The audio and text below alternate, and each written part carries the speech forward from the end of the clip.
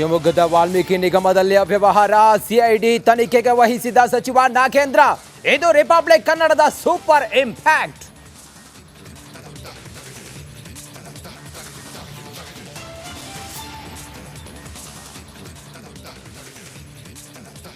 ಮಮತಾ ಸಾವಿನ ಹಿಂದೆಯೂ ಮೊಳಕೆಯೊಡೆದ ಶಂಕೆ. ಸಾವಿನ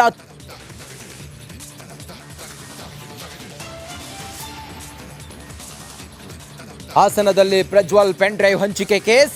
ಕೋರ್ಟ್ ಆವರಣದಲ್ಲೇ 3 ಎಸ್ಐಟಿ ವಶಕ್ಕೆ. Chetan, Naveen Gowda, ಶ್ಯಾಮ್ಗೆ shock.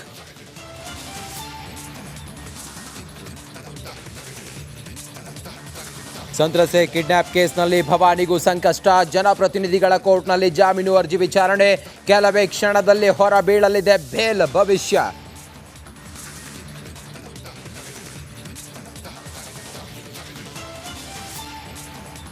Abdul Kalam hair style ಬಗ್ಗೆ ಬಿಜೆಪಿ ಮಾತಾಡ್ತಾ, ಕೋವಿಡ್ ವೇಳೆ ಮೋದಿ ಗಡ್ಡದ ಬಗ್ಗೆ ಯಾಕೆ ಪ್ರಶ್ನಿಸಲಿಲ್ಲ?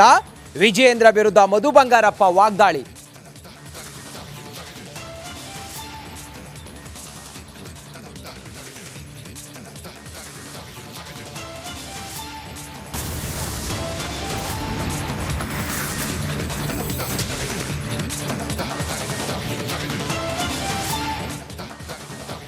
ಸಂತ್ರಸ್ತ ಯುವತಿಯನ್ನ ಕಿಡ್ನಾಪ್ ಮಾಡಿದ ಪ್ರಕರಣದಲ್ಲಿ ಬಂಧನದ ಭೀತಿಯನ್ನ ಎದುರಿಸುತ್ತಿದ್ದ ಭವಾನಿ ರೇವಣ್ಣ ಅವರ ನಿರೀಕ್ಷಣಾ ಜಾಮೀನು ಅರ್ಜಿ ಇದೆಯಲ್ಲ, ಅದು ನಾಳೆ ಮುಂದೂಡಿಕೆ ಆಗಿದೆ ಅನ್ನೋದ್ರ ಬಗ್ಗೆ ಮಾಹಿತಿ ಲಭ್ಯ ಆಗ್ತಾ ಇದೆ. ರೇವಣ್ಣ ಪತ್ನಿಗೂ ಕೂಡ ಬಂಧನದ ಆತಂಕ ಕಾಡ್ತಾ ಇತ್ತು.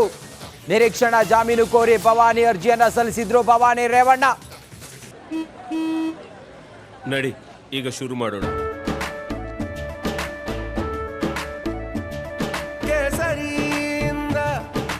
ಮನೋಲ್ಲಾಸ ಮನಸ್ಸು ಮತ್ತೇರಿ ಕುಣಿದಾಡಿದೆ ನೋಡು, ಮನಸ್ಸು ಮತ್ತೇರಿ ಕುಣಿದಾಡಿದೆ ನೋಡು.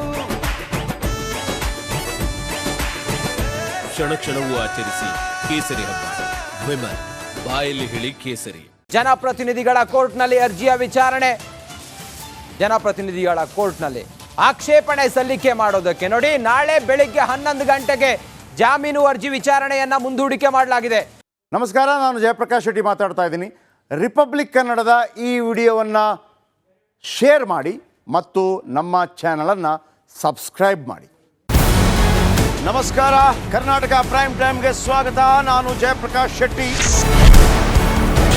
ಇಡೀ ಕರ್ನಾಡು ಇವತ್ತು ರೆಬೆಲ್ ಆಗಿ ನಿಂತಿದೆ. ಈ ಹಗರಣಗಳನ್ನು ಸದನದಲ್ಲಿ ಪ್ರಸ್ತಾಪ ಮಾಡಲು ಕೂಡ ಕಾಂಗ್ರೆಸ್ ಹಿಂದೇಟು ಹಾಕಿದ್ದೇಕೆ? ನಿಮ್ಗೆ ಸಂಬಳ ಅದಕ್ಕೆ, ನಿಮಗೆ ವಾಹನ ಅದಕ್ಕೆ, ನಿಮಗೆ ವೆಪನ್ ಅದಕ್ಕೆ, ನೀವು ಅದನ್ನು ಸೆರೆ ಹಿಡಿಬೇಕಾಗಿತ್ತು. ನೀವು ವಿದ್ಯುತ್ ಬರ ಇದೆ ಅಂತ ಹೇಳ್ತಾ ಇದ್ದೀರಿ, ಎಲ್ಲಿ ಬರ ಇದೆ ನೀವು ಹೇಳಬೇಕು. ಪಾಕಿಸ್ತಾನ್ ಆಕ್ಯುಪೈಡ್ ಕಾಶ್ಮೀರ್ ಅದು ಎಂದೆಂದಿಗೂ ನಮ್ಮದು. 40 ಮೆಷಿನ್ಗಳು ತಂದಿತ್ತು ನೋಟ್ ಎಣಿಸುವುದಕ್ಕೆ, ಅದೇ ಹಾಳಾಯಿತು. ಮಥುರಾದ ಗಲಾಟೆ ಇದೆಯಲ್ಲ, ಅದು ಸ್ಥಳೀಯವಾಗಿ ಕೂತು ಪರಿಹರಿಸಬಹುದಾದಂಥ ಕಾನೂನಿದೆ. ಗ್ಯಾರಂಟಿ ಯೋಜನೆಯಿಂದ ನಷ್ಟ ಆಗಿದೆ, ಲಾಭ ಆಗಿದೆ, ದಯವಿಟ್ಟು ಹೇಳಿ.